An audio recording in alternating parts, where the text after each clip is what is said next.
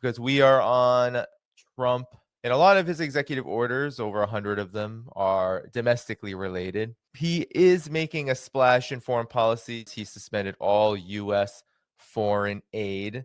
So I'm curious about what the implications of this move is for Ukraine in particular, because Ukraine relies a lot on U.S. foreign aid. Your thoughts? It's interesting because the way I view this is Trump just gave Putin 90 days to win the war.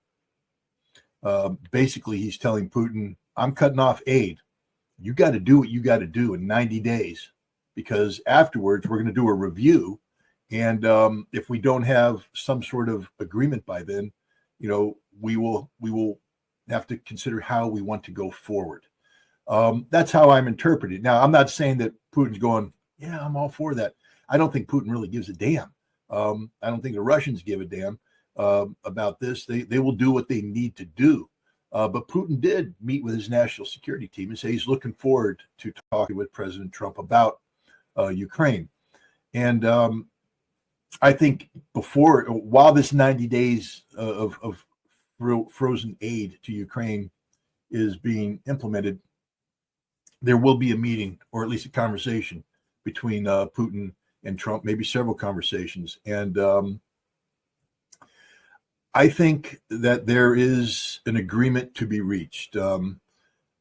This is also a message to Zelensky and to Europe and to NATO that they just simply don't have a vote in any of this. They don't matter. They don't count. This is about the United States and Russia coming up with a deal. I mean, Trump basically put Europe on notice, NATO on notice, 5% or die. And NATO can't make the 5%. Trump knows this. And so this is basically Trump signaling to NATO, it's over. It's finished. It's time to understand that, and maybe we can break up amicably, or we can do it the hard way. But the bottom line is, again, 80 years of or whatever, that's not 80, 75 years, I think was the anniversary of American NATO relationship is finished. It's over. And this is the brave new world that we're entering into. During Trump's inauguration address, Scott, he didn't mention Ukraine, Russia, any of it, not once. What did you make of that? Because the only foreign policy remarks he gave were almost offhand about the Panama Canal and China owning it. But that almost seemed like he was just talking at that point, that was a little bit off the cuff. And it wasn't really about any kind of specific foreign policy initiative or goal. But Ukraine, not one word. Trump was speaking to the American people about the domestic problems that we have here in America and his solutions to these problems. Again, this isn't judgment on my part. I'm not sitting here saying anything other than the facts. The facts are the president spoke to the American people, especially those who elected him, and said, I am going to get the things done that I told you I was going to try and get done domestically. Foreign policy, that's a conversation between Trump and the respective foreign leaders that he's going to deal with. It's not a conversation between Trump and the American people. And I think that's one of the reasons why you didn't hear so much about foreign policy in this speech or in the speeches. And I think you're going to see that that's going to be his approach going forward, that this isn't going to be asking the American people permission to do something overseas. This is a man who is going to embody the concept of unitary executive, again, for better or worse, and move forward as he sees fit when it comes to how America interfaces with the nations that represent the biggest problems to the United States, at least as Donald Trump views the world. And again, I just want to remind everybody, there's only one viewpoint that counts right now in Donald Trump's America, and that's Donald Trump's. And I'm not happy with it. I believe that America, was founded on, constitutional principles of, the separation of powers, checks and balances. I've never been a fan of the unitary executive, but also I have to recognize that America today is fundamentally broken, and that we're so broken that the owner's manual doesn't work anymore. And now we're paying the price. We are getting a man who has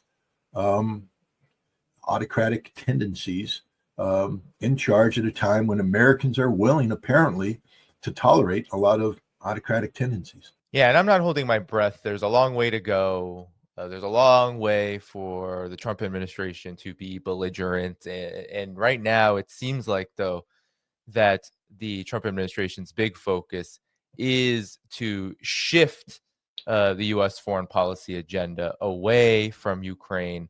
That is quite clear. So, but one thing I wanted to ask you, Scott, was how then are these early talks going to happen between Vladimir Putin and Donald Trump? Because after the inauguration, that was one of the first things that came out, was that his team, his administration is going to engage in this. How do you think this is going to transpire? Remember, it takes two to tango. And clearly the U.S.-Russia relationship is a two-way street, not a one-way street. So right off the bat, it's not going to be dictated by Donald Trump. It will be a negotiation with the Russians on, how they're going to talk, what forum, etc. Both sides want to talk, so it isn't going to be a difficult negotiation. I do believe it's going to start off as a phone call and maybe a couple phone calls, but I do think a physical meeting within this 90-day window is a necessity to advance this cause. This war is going to end not because policy experts in the United States have dictated some sort of, terms that Russia is going to have to accept. This war is going to end because Vladimir Putin sat down with Donald Trump, and they have a frank exchange of ideas. I think that Trump can put a lot on the table that would be attractive to Vladimir Putin that goes beyond simply Ukraine. And this is important because, again, when we speak of Russia's special military operation in Ukraine, sometimes we become too hyper-focused on the Russian troops on Ukrainian soil, and we forget that the reason this happened was, for instance, NATO expansion. The primary objective here is to keep NATO out of Ukraine. That's something Trump apparently has already recognized as a problem and is apparently willing to accept. This is a major shift in policy direction for the United States. And the other thing is, the Russians were always talking about, again, remember December of 2021, December 17th to be exact, Russia put two draft treaties on the table, one with NATO, one with the United States, speaking about the need to create a European security framework. And again, I think that Trump, given his attachment or lack thereof to NATO and European institutions and American-European entanglements, Trump is more than happy to sit down with Russia and say, hey, what can we do to make Europe, a safe and secure place for everybody? And so I think, Putin, those are his strategic objectives. And in many cases, what's happening in Ukraine are more tactical and operational to achieve these strategic objectives. So if Trump is able to just jump over and say, we can accomplish many of your strategic objectives, but we have to bring this thing to an end, I think you'll see that the Russians are able to do that which they are able to do constitutionally. That means that there won't be a frozen front line. There won't be, European troops patrolling the borders and things like that. Russia has some very simple things. What is Russia? Is Russia, and they need the West to recognize that. The U.S. has already indicated early on that lifting sanctions, at least some of the sanctions against Russia, might be a way of signaling, how the future could be. I just think there's a lot of room for very constructive discussions between these two men, but these are discussions that will take place between these two men. Once they discuss and they build the framework, then they'll turn the floor over to the, to Keith Kellogg and Ushakov and others who will, nail down the details. But this is going to be solved by Vladimir Putin and Donald Trump. Scott, do you foresee the pressure? There will be a lot of pressure coming from neocons, NATO, the entirety of Europe, but even big elements inside of Washington too, who want to see this conflict continue in some way. what do you think is going to happen in terms of the pressure? It's a whole new day. It's not 2016 anymore. It's not 2018 Helsinki when Putin and Trump met. It's a very different geopolitical landscape. But do you think that the pressure may be too much for Trump to be able to get something like this done? No, we're dealing with a dictator right now. Danny, he just revoked the security clearance of John Bolton and 51 people who signed a letter he didn't like. Okay, Donald Trump, this is the thing people need to understand. He controls security clearance. He's finally woken up to that reality. And of the people that he revoked, these are former directors of the CIA who historically come back and advise the CIA and administrations on sensitive matters. These are people who, had the crown jewels read to them. They know everything. And he said, you're not part of the system anymore. You're done. I just gave you how he's going to handle dissent. There's a good chance that they're going to revoke the security clearances of every member of Congress who was on the J6 committee. Do you understand what's happening here? This isn't unconstitutional. It's not the way I'd like to see things happen. It's, I believe in free speech and dissent and all this stuff. I'm just telling you how the Donald Trump approach is going to be. If you get in my way and I deem it to be inconsistent with your duties and responsibilities, as an American, official, I'll just revoke your clearance. And he has the sole authority to do that. The president of the United States is the ultimate determiner of what is classified and what isn't, and who has access to this and who doesn't. To give you an example, if, I don't have security clearances. If I were invited to the White House and they brought in a document that's, classified top secret, code word, and the president thought that I needed to have access to it, he doesn't have to ask permission of anybody. He can pull that document out and go, yeah, I declassified here, read it. And that's it. It's done. But if I walk in and I have all the security clearances in the world and the president decides that my behavior is inconsistent, he can just say, I revoke your security clearance. You're done. And there's nothing I can do about it. So he knows. I'm just telling you, this is a whole new presidency. He learned a lot from the first 4 years. This guy was screwed royally by the establishment, by the deep state, by, the neocons, by the think tank, by all those people who didn't want him to succeed. They no longer count. And if you look at Marco Rubio, okay, go back. I don't want to look at him. No, but keep going. Well, go look at all the statements that boy made leading up to their anti-Trump statements, strong this, strong that. He is Donald Trump's pet poodle because he finally understands the name of the game. And the name of the game is I serve Donald Trump. Now, I'd like to believe is I serve the Constitution. And because Trump is president, Trump is the guy that is invested with these powers. But the fact of the matter is, you will not last in this Trump government if you don't do exactly what Trump tells you to do. And I'm sad to say, even if that, brings in things that shouldn't be done under the Constitution. We all saw the executive order he signed about birthright, citizen birthright. I mean, we're now going to get involved in a major. I mean, he even got a Kamala Harris, a paragraph in there. And again, I'm no fan of Kamala Harris. I'm really not. I'm so happy and for all the people, just so you guys know, for all the people out there bitching and moaning about Donald Trump, Kamala Harris would have killed you all within 6 months. So screw you. Okay, she was going to take us down a path that led to a nuclear war with Russia. End of story. No debate. That was the direction we're heading. So as bad as this, whatever you want to call this thing that's happening with Trump, at least it's got entertainment value that won't get us killed in the next 4 years.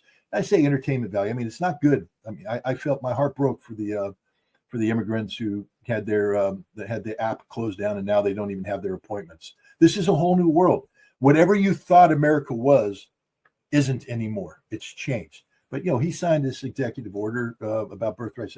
I don't think it's going to survive constitutional scrutiny. But then again, you never know. He has stacked the Supreme Court with a majority of conservative justices who are scared to death of this man. remember, they're the ones who said you can commit any crime as president and we can't touch you. So you think he really cares about the Supreme Court? He wants the Supreme Court to rubber stamp everything he does, and he's expecting that. I'm against that. I believe the Supreme Court should be an independent arbiter of constitutionality. But we're in a brave new world. I liken it because people always say, well, it sounds like you're defending Trump.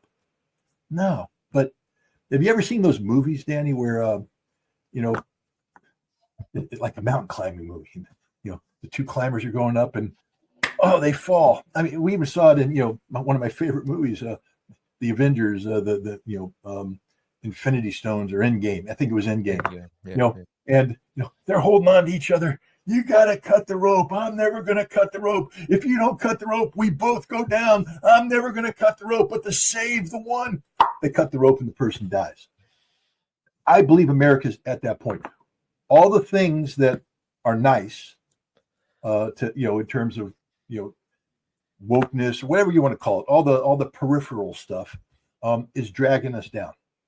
I want it. I believe it needs to happen, but we are literally off the cliff, hanging down there, and we got to shed the stuff that's going to kill us. And Trump right now is the guy with the knife, and he's looking at the ropes attached to things, and he's cutting. He's cutting all the things that he blames for bringing America down. And I want to live. So I'm willing to let him cut. And I know that's going to piss a lot of people off, but we're at the point right now where America is fundamentally broken. We are headed down a path of civil war or self-destruction, so all the things you say what America stands for, all the things I say what America stands for, don't matter if we're gone, if we're finished. And so this is a revolutionary moment. And that's why I called it a revolution afterwards. And it's revolutionary domestically, and it's revolutionary in terms of foreign policy. This is about trying to stop a sinking ship from going under. This is about doing emergency repairs, plugging holes, making hard decisions. And it's going to piss a lot of people off, including myself. I'm planning on starting something, going in. It's basically a Trump report card, because here's the thing. I voted for the guy, and I'm not going to sit back and just say, do what you want. I still believe that the people that we vote have to be held accountable for what they do in our name. And so I'm going to hold this guy accountable for what he does in my name.